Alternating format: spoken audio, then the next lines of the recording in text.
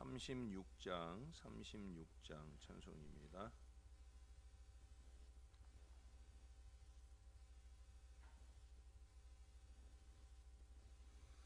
주 예수 이름 높이어 다 찬양하여라.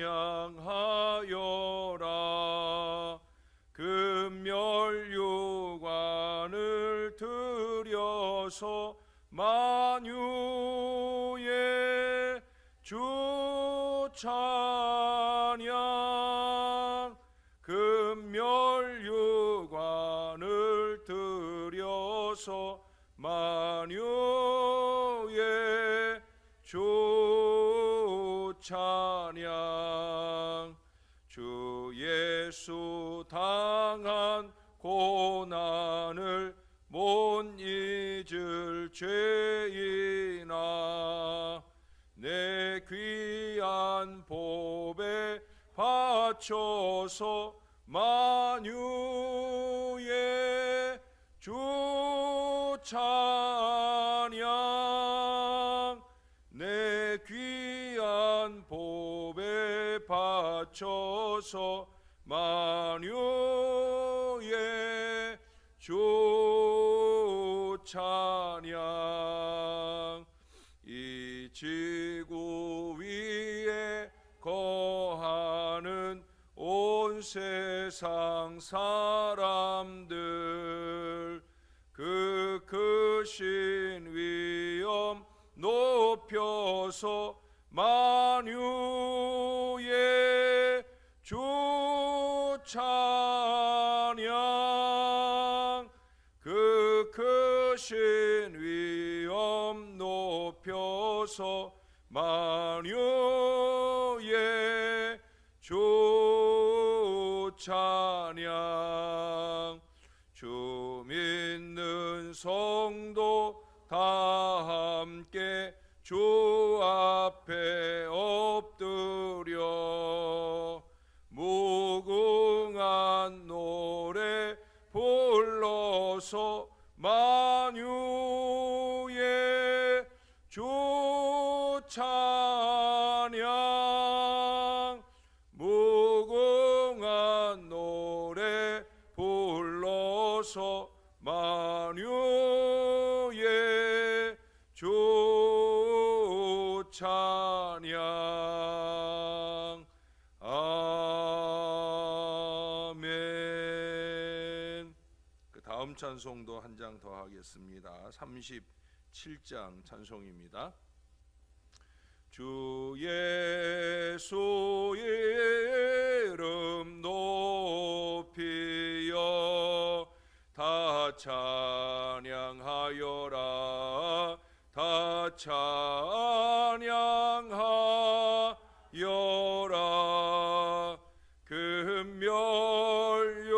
금멸유관을 들여서 만유의 주를 찬양하세.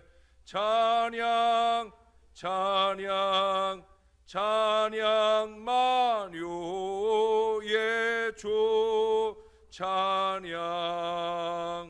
주 예수 당한 고난을 못 잊을 죄인아, 못 잊을 죄인아, 내 귀한 보배 바쳐서 만유의 주를 찬양하세. 찬양 찬양 찬양. 만유의 주 찬양. 이 지구 위에 거하는 온 세상 사람들, 온 세상 사람들, 그 크신 위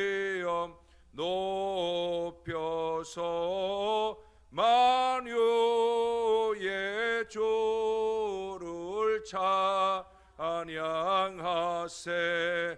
찬양 찬양 찬양 만유의 주 찬양.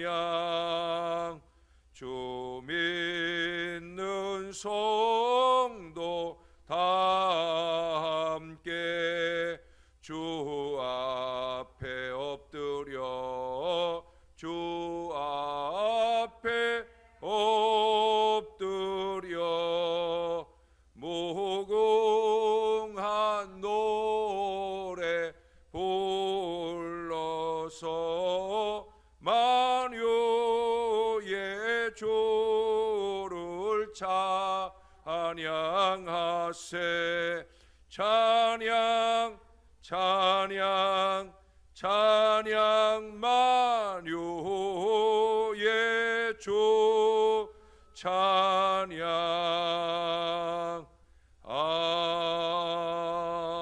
아멘. 기도하겠습니다. 하나님을 찬양합니다. 하나님께 모든 영광을 올려드립니다. 우리를 통해서 영광을 받으실 분은 오직 하나님이십니다. 하나님, 언제나 우리가 이것을 잊지 말고 세상 모든 자연 만물의 아름다움 속에서 하나님께 영광을 올려드릴 수 있도록 우리 가운데 나타내 주시는 크고 작은 모든 일들로 통하여 우리 하나님께 영광을 올려드릴 수 있도록 오 하나님, 우리를 붙들어 주시고 인도해 주옵소서. 오늘도 정성을 다한 찬양으로부터 이 예배를 시작하오니 이 예배로 통하여 우리 모든 인생들이 드리는 영광을 홀로 받으시옵소서. 감사합니다. 오늘도 무명으로 귀한 예물 올려드리는 손길이 있습니다. 주님이 기쁘게 연락하시고 소원하는 기도마다 응답하시며 하늘의 큰 은혜를 날마다 더하여 주시옵소서. 감사드립니다. 예수님 이름으로 기도합니다. 아멘. 오늘은 에스겔 29장으로 가겠습니다. 29장 말씀은 애굽에 대한 심판의 예언의 말씀입니다. 1절에서 마지막 21절까지 본문인데요. 이 시간에는 앞부분만 좀 읽겠습니다. 1절에서 7절까지 말씀을 읽도록 합니다. 29장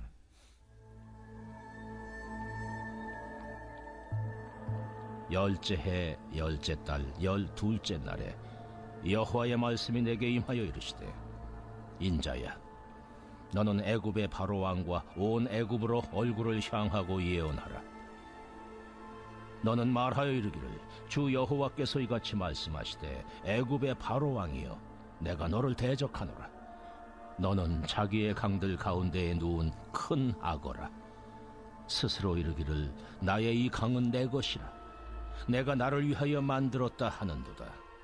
내가 갈고리로 내 아가미를 꿰고 너의 강의 고기가 내 비늘에 붙게 하고 내 비늘에 붙은 강의 모든 고기와 함께 너를 너의 강들 가운데에서 끌어내고 너와 너의 강의 모든 고기를 들에 던지리니 네가 지면에 떨어지고 다시는 거두거나 모으지 못할 것은 내가 너를 들짐승과 공중의 새의 먹이로 주었습니다.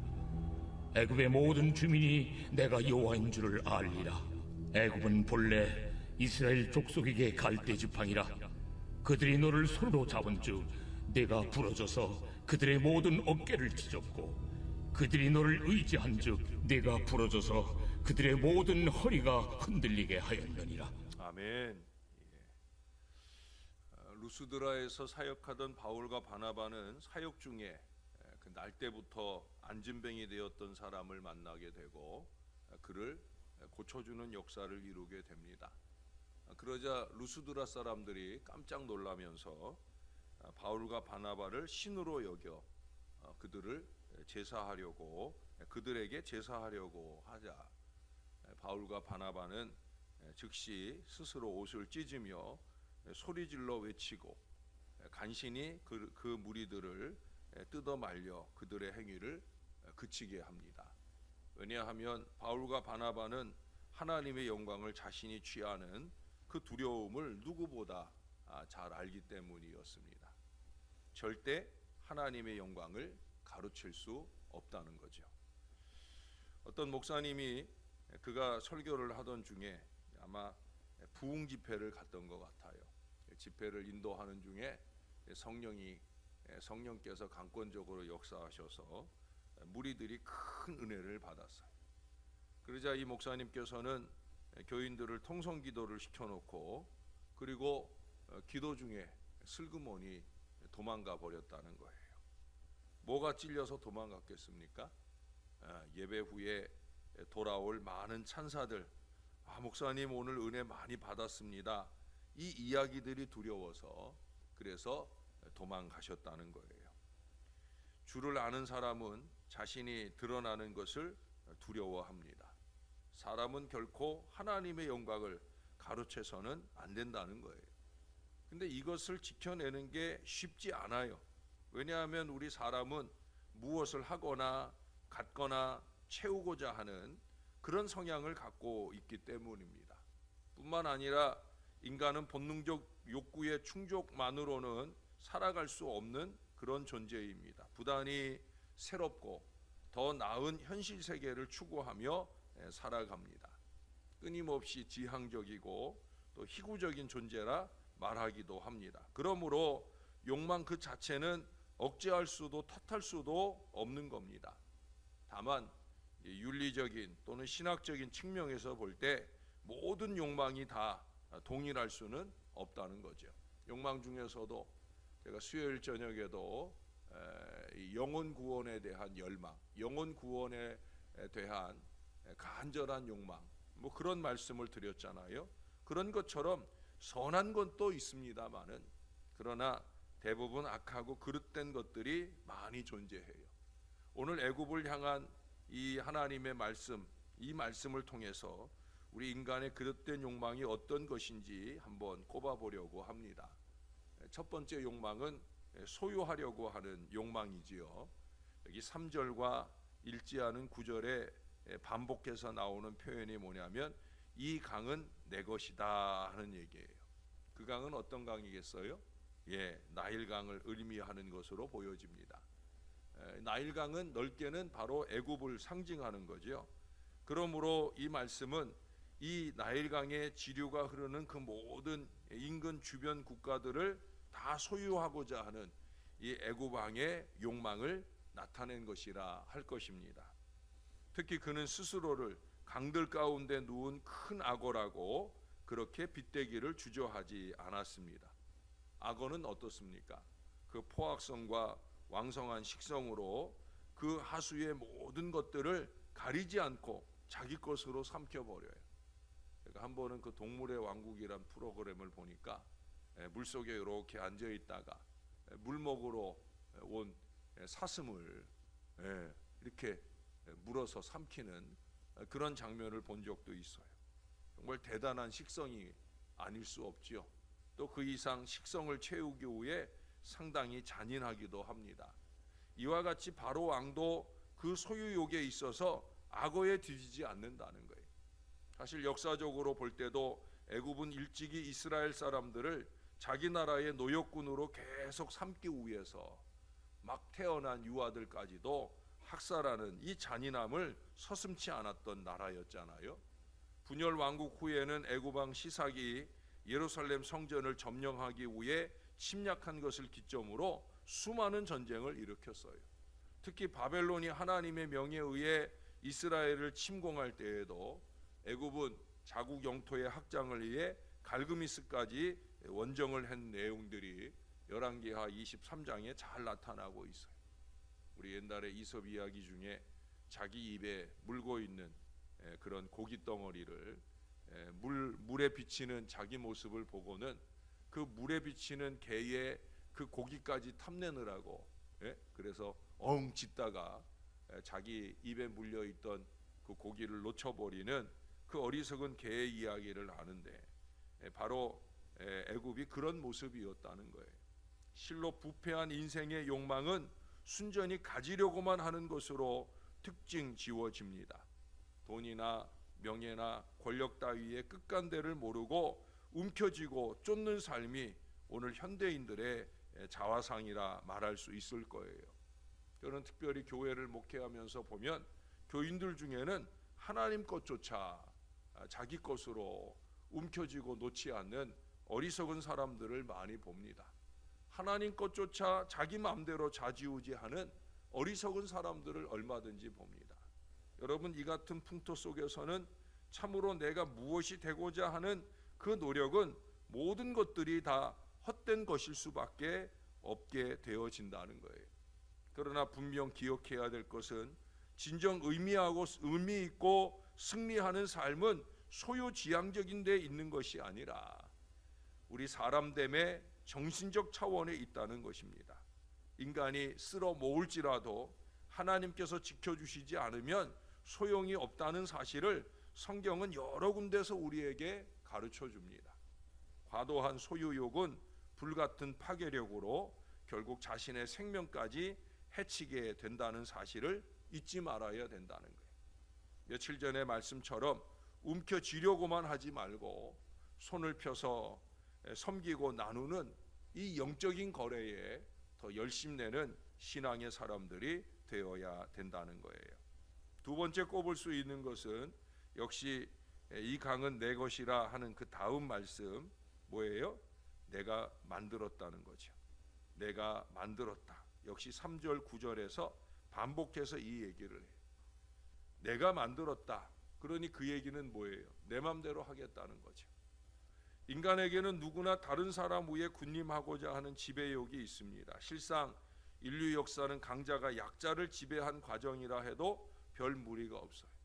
애굽 역시 이 같은 지배욕을 여지없이 드러내었던 바 이스라엘을 그의 정치적 군사적 속국으로 만들고자 한 시도를 그 증거로 들 수가 있습니다.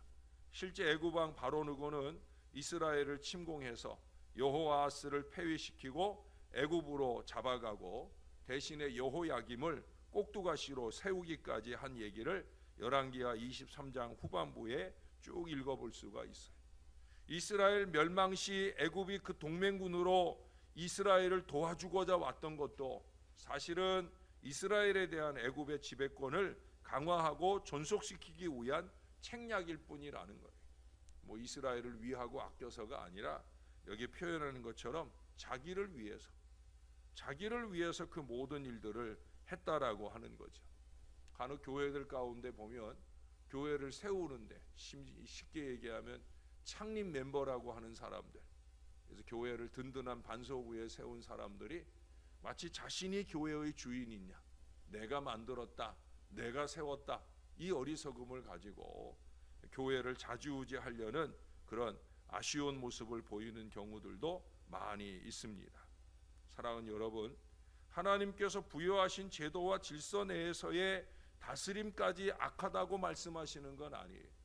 오히려 하나님께서는 권세를 행사하는 그런 사람들에게 순복하라고 가르치시는 말씀을 로마서 13장 1절에서도 찾아볼 수가 있습니다. 그러나 오늘 본문에서 보는 것처럼 자신의 이익을 도모하기 위해 불의의 수단까지 동원해서 그것도 힘없는 약자를 지배하고자 하는 이런 시도는 하나님이 반드시 심판하신다는 거예요. 힘과 지배의 논리에 익숙해져 있는 오늘 현대인들은 다음과 같은 하나님의 말씀에 귀 기울일 수 있어야 합니다. 이사야 24장에 말씀합니다. 종과 상전이 일반일 것이며, 골로새서 4장 1절에도 말씀합니다. 상전들아, 의와 공평을 종들에게 베풀지니 너희에게도 하늘에 상전이 계심을 알지어다. 우리는 항상 잊지 말아야 합니다. 하나님이 우리의 상전이시다. 우리는 그 하나님 안에서 항상 함께 동역하는 아름다운 마음을 놓치지 말아야 된다는 거예요. 세 번째로 꼽을 수 있는 욕망은 자신을 드러내고자 하는 욕망입니다. 이 3절 9절에서도 반복해서 3절에서 말씀하지요. 내가 나를 위하여 애굽이 하는 모든 일들은 자기를 위하여 하는 일이라는 거예요. 그런 태도를 15절에서는 스스로 높인 것으로 표현을 해주고 계셔요. 여기에서 애굽은 자기의 권위와 능력을 노골적으로 드러내고 있다는 거예요. 나를 위하여 오직 자기의 영광만을 추구하는 거예요. 그 시기 애굽의 권세와 영광이 순전히 자력에 의한 것이다 라고 과시하면서 그들은 또 다른 범죄로 나아가게 된다는 거예요.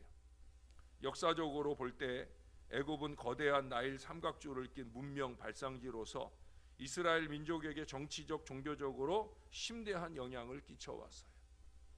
여호수아가 이스라엘 백성들에게 그들을 모아놓고 이제 가나안 땅으로 들어가기 전에 들어가고 나서 이제 당부한 얘기 가운데 하나가 뭡니까?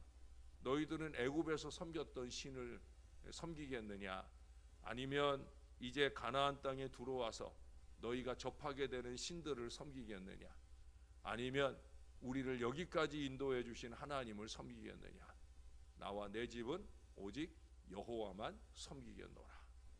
나와 내 집은 오직 여호와만 섬기겠다 하는 이 고백 속에서는 어떠한 상황과 환경 중에서도 오직 하나님께만 영광을 돌리겠다 하는 그 분명한 선언과 고백이 있는 거예요.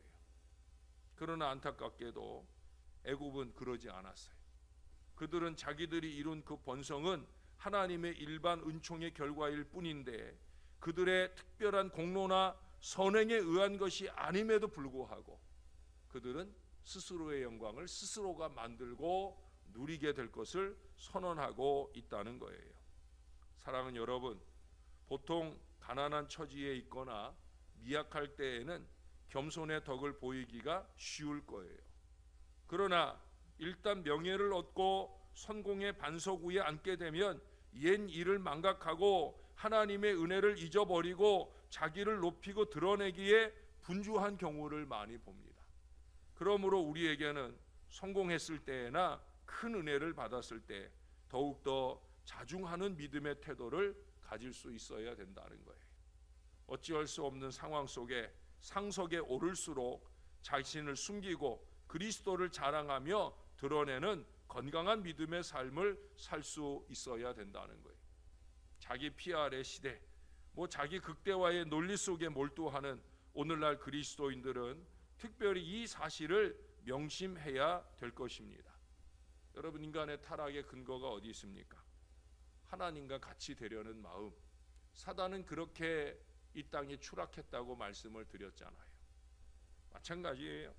마땅히 하나님께 돌려야 할 영광을 자기가 취하는 것을 모든 타락한 인간의 마음은 좋아합니다. 자신이 인정을 받으며 자기 이름이 드러나며 높임을 받는 것을 우쭐해하며 무척 좋아합니다. 또한 오해받는 것을 견디지 못하며 자신에게 나쁘게 대하는 사람을 용서하지 못하여 그렇게 몸서리치는 한밤을 보내기도 합니다. 여러분, 다 헛된 거예요. 다 쓸데없는 거지요. 외모가 아름다운 여인들은 이를 통하여 하나님께 영광을 돌리기보다는 그 영광을 자기의 것으로 취하는 걸 좋아합니다. 그래 간혹 미인대회 같은데 이렇게 당선을 하고 나면 기자들이 묻잖아요. 제일 많이 묻는 게 뭐예요?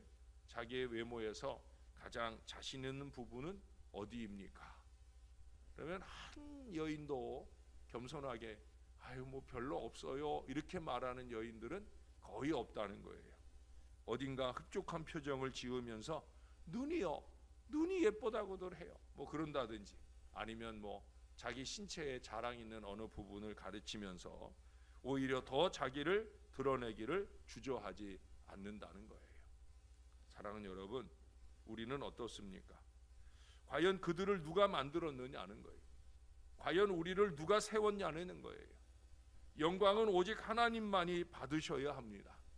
특별히 우리가 이 신앙 공동체 안에서 무슨 일을 하든지 간에 그 모든 영광은 항상 하나님께 돌릴 겸손한 믿음의 마음이 저와 여러분 안에 있어야 된다는 거예요. 타고난 머리가 영리한 사람들, 언변이 뛰어난 사람들, 유머 감각이나 재능이 뛰어난 사람들은 그렇지 못한 사람들에 대하여 무시하거나 우월감을 가지는 경향이 많이 있어요. 그들은 말합니다. 왜 저렇게 말을 못하고 더듬나? 나 같으면 안 그럴 텐데. 안 그러긴 뭘 안 그래요. 누구나 다 떨리고 어려운 상황들을 다 다 만나게 되는 거예요. 사랑하는 여러분, 이 예언서에서 자주 강조하고 말씀하시는 바는 뭡니까? 이번 주간에도 벌써 교만에 대한 얘기를 얼마나 많이 하고 겸손할 것을 얼마나 많이 요구하십니까? 여러분, 겸손의 끝자리는 다른 거 없어요. 하나님께 영광 돌린다. 이것이 가장 겸손한 거예요. 영광은 오직 하나님께 돌려야 합니다. 우리는 그것을 가로챌 수 없습니다. 우리는 스스로 자신을 창조한 것이 아니기 때문이에요. 우리는 스스로 할 수 있는 일이 아무것도 없기 때문입니다. 월요일 아침에 들은 말씀처럼 하나님이 하셨습니다. 언제나 이 고백을 놓치지 않는 게 신앙입니다. 저와 여러분이 항상 이 신앙으로 하나님께 영광 돌리며 사는 건강한 신앙 백성들이 다 될 수 있기를 우리의 구주 되시는 예수님의 이름으로 간절히 축원합니다. 기도하겠습니다. 하나님, 우리 안에 건강한 욕망을 주시옵소서. 나 자신의 유익을 위한 욕망이 아니라 영혼을 구원하고 하나님께 영광 돌리기를 원하는 간절한 열망으로 살게 하여 주시옵소서.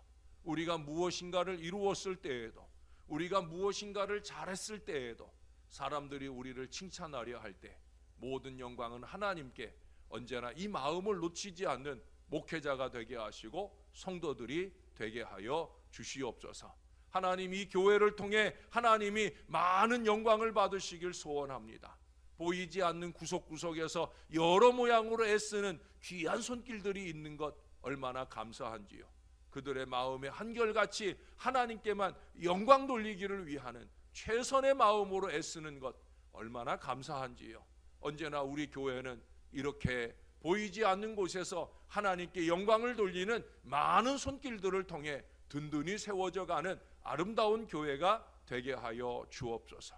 무엇보다도 우리의 자손들에게 영광 받을 만한, 영광을 하나님께 올려드릴 만한 그런 아름다운 재능들이 잘 발전될 수 있도록 주님께서 돌봐주시고 은혜를 베풀어 주옵소서. 특별히 우리의 부모님들 노후에 더욱더 영육간에 강건하게 도와주셔서 하나님께 영광되는 마지막 생애를 잊어버리지 않고 잘 살아내시는 우리 어르신들 될 수 있도록 은혜를 베풀어 주옵소서. 오늘 이사하는 젊은이가 있습니다. 젊은 나이에 좋은 장막 마련하고 아름다운 장막으로 이사하는데 모쪼록 좋은 믿음의 배필도 속히 만나게 도와주시고 아름다운 한 가정을 이루어 더 많이 하나님께 영광 돌리는 은혜로운 장막에 거할 수 있도록 은혜를 베풀어 주시옵소서. 이사하는 모든 여정을 주장하시고 하나님께 영광 돌리는 빛나는 미래를 아름답게 살아가는 복된 자녀가 되도록 축복해 주시옵소서. 감사합니다. 예수님의 이름으로 기도합니다. 아멘.